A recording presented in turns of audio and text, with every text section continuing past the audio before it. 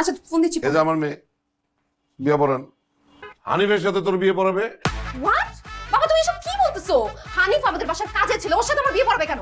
হানিফ গরিব হইলো, অত্যন্ত সৎ, ভালো মানুষ। ও তোর ভালোবাসবে, সুখে শান্তিতে রাখবে সারা জীবন।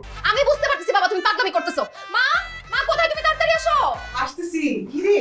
তোমার স্বামী আমার বাপ পাগল হয়ে গেছে, এসব পাগলামি শুরু করে দিছে। সে বলতেছে আমাদের বাসার কাজের ছেলে হানিফ তার সাথে নাকি আমার বিয়ে দিবে। আমি শুধু আমার মেয়েকে হানিফের সাথে বিয়ে করাইতে চাই।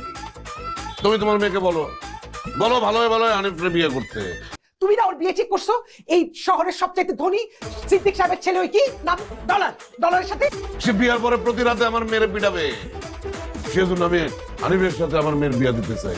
হানিফ অত্যন্ত ভালো ছেলে। আমি ওই বদরাটিকেই বিয়ে করব, আমি ওই নেশাখোরকে বিয়ে করব, আমি প্রত্যেকদিন রাতে আমার জামাইয়ের হাতে মাইর খাবো, তবুও এইরকম একটা কাজের ছেলে হানিফকে আমি বিয়ে করব না। হানিফ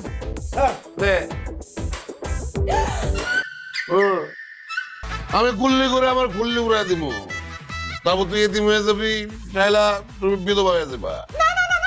মাঝে আল্লাহ দোহাই লাগে, তুই হানিফের বিয়ে কর, হানিফের বিয়ে কর। হ্যাঁ, নাইলে আমি বিধবা হয়ে যাবো, তুই এতিম হবি।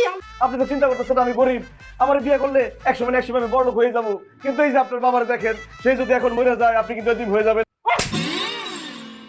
তুই এত অসভ্য, তোর বাবার সেই বড় লোক পাত্র বড় হলো। হ্যাঁ, আমার স্বামীর যদি কিছু হয় আমি তোকে গলা চেপে মেরে ফেলবো। তবে ও তো একটা গরিব।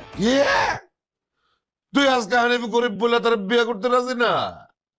হানিফ জি স্যার। আবার কি?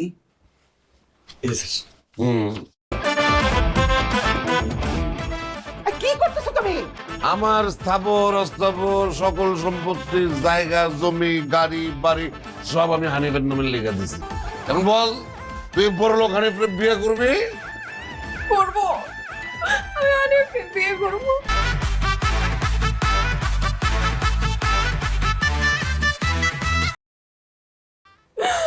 আমার সাথে কি হয়ে গেল? আপনি করবেন না, আপনার শরীর খারাপ করবো স্যার। কিসের স্যার? আমার মেয়ের সাথে তোমার বিয়ে দিছি, আমি তোমার শ্বশুর, ওরা আদর যত্ন রাখবো। আব্বা জান, আপনি কোনো চিন্তা করেন না, আপনার মেয়ের আমি এত ভালোবাসুন, ভালোবাসতে ভাবেন না ভুলে ফেলাম। তোমার বউ হইতেছে, তোমার সাথে বাসরে যাইবো না, তুমি দাঁড়ায় চোখে ওরা কাম দিলে নিয়ে যাও।